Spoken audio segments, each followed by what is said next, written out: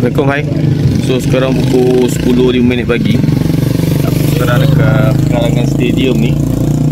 Kita tengok dekat sini kejap. Okay.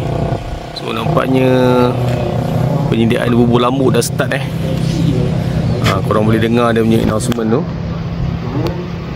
Katanya ada 80 periuk bubur lambuk, termasuk makanan lain akan diedarkan lah.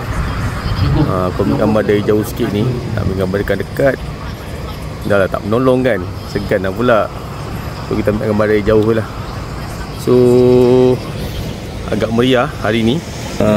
Aku jangkakan lebih meriah daripada tahun 2022 yang mana kita qualify ke round of 16.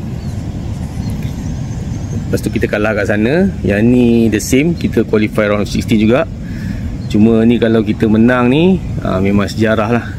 Kita akan masuk quarter final, and then kita akan sambung peringkat kalah mati di Arab Saudi Jadi hopefully kita menang malam ni.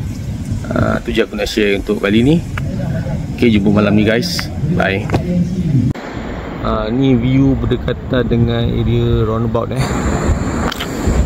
tu roundabout. Kita tengok daripada sini pula. Itulah, kalau katalah game ni buat weekend, aku nak join ni. Sebab kita bagi makan orang buka puasa kan. Walaupun kita tak ni, kita punya tenaga jadi lah dapat kat saham